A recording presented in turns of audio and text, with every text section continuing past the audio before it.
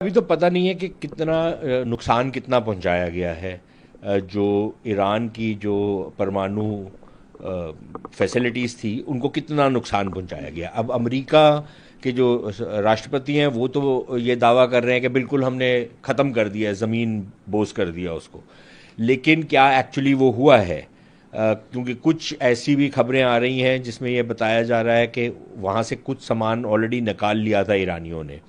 और अगर वो जो फैसिलिटीज़ हैं जो वहाँ पर बनी हैं उनको अगर पूरी तरीके से नुकसान नहीं पहुँचा तो फिर क्या और इस तरीके के हमले होंगे या अब यहाँ पर ही बात रुक गई है? तो एक तो ये पहलू है कि कितना नुकसान एक्चुअली पहुँचा है, उसकी हमारे पास कोई पुख्ता इत्तलात नहीं है।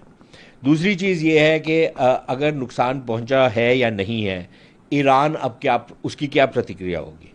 क्या वो बोलेगा कि ठीक है अब आपने कर दिया जो करना था, अब हम मेज़ पे जाते हैं और इस मामले को सुलह सफाई से सुलझाते हैं? या ईरान कहेगा कि नहीं, अब अगर आपने क्योंकि हमारे ऊपर हमला करा तो अब हम उसका बदला लेंगे, और जैसे कि वहाँ से बयान आ रहे हैं कि अब ये कभी ख़त्म होने वाली युद्ध बन गया है, क्या वो उस रास्ते पे जाएंगे? अगर वो उस रास्ते पे जाते हैं तो फिर उनके पास क्या विकल्प है? उनके पास कोई सेना जो है, तो ये तो ऐसे ही अब युद्ध है जिसमें सेनाओं का तो इस्तेमाल ही नहीं होता।